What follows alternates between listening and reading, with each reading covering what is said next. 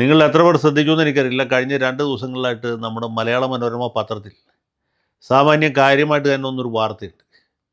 നമ്മുടെ രാഷ്ട്രപതി ഭവൻ അത് നിർമ്മിച്ച ശില്പി ലുട്ടൻസിൻ്റെ പ്രതിമ അവിടെ നിന്ന് എടുത്തു മാറ്റി തൽസ്ഥാനത്ത് ഇന്ത്യയുടെ അവസാനത്തെ ഗവർണർ ജനറലായിരുന്ന പിന്നീട് മദ്രാസ് മുഖ്യമന്ത്രി, അതിനു മുമ്പ് ബംഗാൾ ഗവർണറൊക്കെ ആയിരുന്ന സി രാജഗോപാലാചാര്യയുടെ ഒരു പ്രതിമ സ്ഥാപിക്കുകയും ചെയ്തു എന്നുള്ളതാണ്. രാഷ്ട്രപതി ഭവനുമായി ബന്ധപ്പെട്ട് രാജാജി ഉത്സവ് എന്ന് പറഞ്ഞൊരു ആഘോഷ പരിപാടി കൂടി നടത്തപ്പെട്ടു എന്നാണ് പറയുന്നത്. അതിൻ്റെ ഭാഗമായിട്ടാണ് ലുട്ടൻസിൻ്റെ പ്രതിമ എടുത്തു മാറ്റിയത്. അവിടെ രാജാജിയുടെ ഒരു പ്രതിമ സ്ഥാപിച്ചത്. ഈ ചക്രവർത്തി രാജഗോപാലാചാരി എന്ന് പറഞ്ഞ ചില്ലറക്കാരനല്ല. അദ്ദേഹം മദ്രാസിൽ നിന്നുള്ള, മദ്രാസ് എന്ന് പറയുമ്പോൾ തമിഴ്നാടല്ല, ഇപ്പോഴത്തെ തമിഴ്നാടും കേരളത്തിൻ്റെ ഭാഗമായ മലബാറും പിന്നെ കർണാടകത്തിൻ്റെ ഗണ്യമായൊരു ഭാഗവും ഇപ്പോഴത്തെ ആന്ധ്ര സംസ്ഥാനവും ഉൾപ്പെട്ടതാണ്. തെലുങ്കാന ഉൾപ്പെടില്ല, ആന്ധ്രാപ്രദേശ് അതിൻ്റെ ഭാഗമായിരുന്നു. അങ്ങനെ ഒരു വലിയ സംസ്ഥാനമായിരുന്നു മദ്രാസ്.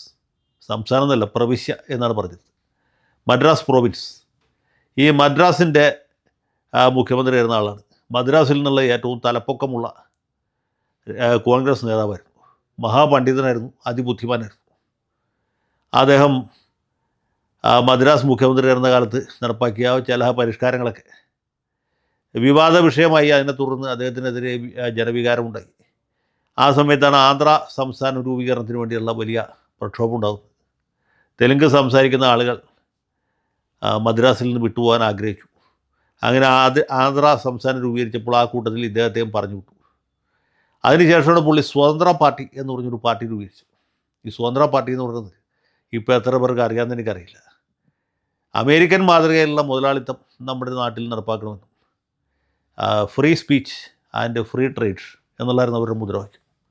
ആ മുദ്രാവാക്യം വരുത്തിയ ഇന്ത്യയിൽ പൂർണ്ണമായിട്ടും മുതലാളിത്ത സാമ്പത്തിക ക്രമത്തിന് വേണ്ടി ബാധിച്ച ഒരേ ഒരു രാഷ്ട്രീയ പാർട്ടി ഉണ്ടായിരുന്നു, അത് സ്വതന്ത്ര പാർട്ടിയാണ്. ആ പാർട്ടിയുടെ സ്ഥാപകനുമായിരുന്നു രാജഗോപാലാചാരി. രാജഗോപാലാചാരിയുടെ തമിഴ്നാട് രാഷ്ട്രീയത്തിലെ ഒരു പ്രധാന എതിരാളി എന്ന് പറയുന്നത് കാമരാജായിരുന്നു. രണ്ടുപേരും കോൺഗ്രസ്സുകാരാണ്. അപ്പോൾ കാമരാജിനെ തോൽപ്പിക്കാൻ കൂടി വേണ്ടിയിട്ടാണ് ഇദ്ദേഹം സ്വതന്ത്ര പാർട്ടി ഉണ്ടാക്കിയത്. പിന്നീട് കാമരാജിനെ തോൽപ്പിക്കാൻ വേണ്ടി അദ്ദേഹം DMK-യുമായിട്ട് കൂട്ടുകൂടി. അടുത്ത ഘട്ടത്തിൽ ഇവർ രണ്ടുപേരും തുല്യ ദുഃഖിതരായി. രാജഗോപാലാചാരിയും കാമരാജും തമ്മിൽ യോജിച്ചു. പക്ഷേ കരുണാനിധിയെ താഴെ ഇറക്കാൻ പറ്റിയില്ല എന്നുകൊണ്ട് ചരിത്രം. ഞാനിപ്പോൾ അതിലേക്കൊന്നും പോകുന്നില്ല. അതൊക്കെ വേറെ വലിയ വിഷയമാണ്. തമിഴ്നാട്ടിലെ ദ്രാവിഡ രാഷ്ട്രീയം എങ്ങനെ ഉയർന്നു വന്നു, അതിൽ കാമരാജ് വഹിച്ച പങ്കെത്രയായിരുന്നു, രാജഗോപാലാചാരി വഹിച്ച പങ്കെത്രയായിരുന്നു, അണ്ണാദുരയും നമ്മുടെ കരുണാനിധിയും വഹിച്ച എത്രയായിരുന്നു എന്നുള്ളതൊക്കെ വേറെ വിഷയമാണ്. ഞാനിവിടെ പറയാൻ വന്നത് ഇദ്ദേഹം ചെറിയ ആളല്ല എന്ന് തെളിയിക്കാൻ വേണ്ടിയിട്ടാണ്. ഇന്ത്യയുടെ ആദ്യത്തെ രാഷ്ട്രപതിയായിട്ട് പണ്ഡിറ്റ് നെഹ്റു മനസ്സിൽ കണ്ടത് രാജഗോപാലാചാരിയായിരുന്നു. പക്ഷേ അതിന് സർദാർ പട്ടേൽ തുരങ്കം വെച്ചു. പട്ടേൽ പറഞ്ഞു ഇന്ത്യയുടെ ആദ്യത്തെ രാഷ്ട്രപതി രാജേന്ദ്ര പ്രസാദ് ആയിരിക്കണം, അല്ലാണ്ട് രാജഗോപാലാചാരി ആകണ്ട എന്ന്. അങ്ങനെ രാജാജിയെ തള്ളപ്പെടുകയും രാജേന്ദ്ര പ്രസാദ് ഇന്ത്യയുടെ രാഷ്ട്രപതി ആവിച്ചു. ഈ രാജാജിയെ ഇപ്പോൾ BJP-ക്കാർ പൊക്കിക്കൊണ്ടുവരുന്നതിൻ്റെ രഹസ്യം എന്താ വെച്ചാൽ, കോൺഗ്രസ്സുകാർക്ക് പലർക്കും ഇദ്ദേഹത്തെ പറ്റി ഒന്നും അറിയില്ല. ഏത് രാജാജി, എന്ത് രാജാജി? ഇവിടെ രാജാജി എന്ന് പറഞ്ഞാൽ നമ്മുടെ CPI നേതാവ് രാജാജി മാത്യു തോമസിനെയാണ് ആളുകൾക്ക് പരിചയം. കോൺഗ്രസ്സുകാർക്ക് അതുപോലും അറിയില്ല. അപ്പോൾ ഈ കോൺഗ്രസ്സുകാരുടെ അറിവില്ലായ്മയും അവരുടെ ബുദ്ധിശൂന്യതയും മുതലാക്കി ഈ രാജാജി എന്ന് പറഞ്ഞ് പുതിയൊരു ദേശീയ വിഗ്രഹത്തെ കൂടി ഉയർത്തിയെടുക്കാനുള്ള ശ്രമത്തിൻ്റെ ഭാഗമായിട്ടാണ് ഇപ്പോൾ ഇവരിത് ചെയ്യുന്നത് എന്ന് വേണം മനസ്സിലാക്കാൻ. ഗുജറാത്തിൽ അവർ സർദാർ പട്ടേലിനെ ഉയർത്തി വാനോളം വലിയ ഒരു പ്രതിമ ഉണ്ടാക്കി വെച്ചു.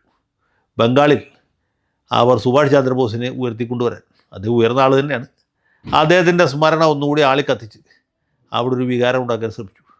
ഇപ്പോഴിതാ തമിഴകത്ത്, ഈ തമിഴ്നാട്ടിൽ രാജഗോപാലാചാരിയെ ഉയർത്തിക്കൊണ്ടുവരാനുള്ള ശ്രമമാണ്.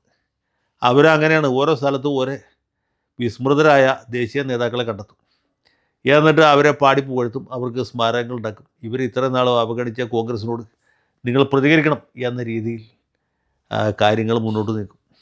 ഇത് BJP-യുടെ അജണ്ടയുടെ ഒരു ഭാഗമാണ്. അല്ലാണ്ട് പെട്ടെന്നൊരു ദിവസം രാജഗോപാലാചാരി ഒന്ന് ആദരിച്ചു കളയാം എന്ന് കരുതി പുറപ്പെട്ടതല്ല. അടുത്തായിട്ട് അവർ ബീഹാറിൽ പോയിട്ട് ബാബു രാജേന്ദ്ര പ്രസാദിനെ അല്ലെങ്കിൽ ബാബു ജഗജീവൻ റാമിനെയോ പൊക്കും. കാരണം ഇങ്ങനെയുള്ള ദേശീയ നേതാക്കന്മാരെ, ദേശീയ വിഗ്രഹങ്ങളെ ഇന്നും BJP-ക്ക് ആവശ്യമുണ്ട്. കോൺഗ്രസ്സുകാർക്കാണെങ്കിൽ ഇതിനെപ്പറ്റി യാതൊരു ധാരണയില്ലാത്തതുകൊണ്ട്, ആരാണ് കോൺഗ്രസ്, എന്താണ് കോൺഗ്രസ് എന്ന് അറിയാൻ പാടില്ലാത്തതുകൊണ്ട് ഇതുപോലെയുള്ള വിഗ്രഹങ്ങളെയൊക്കെ ബി ജെ പിക്കാർ പൊട്ടിച്ചുകൊണ്ട് പോകുമ്പോൾ അതിനെക്കുറിച്ച് ആലോചിച്ച് നെടുവീർപ്പിടാനും അല്ലെങ്കിൽ കൊണ്ടുപോയി എന്ന് പറഞ്ഞ് വിലപിക്കാനും മാത്രമേ അവരെ കൊണ്ട് പറ്റുകയുള്ളൂ.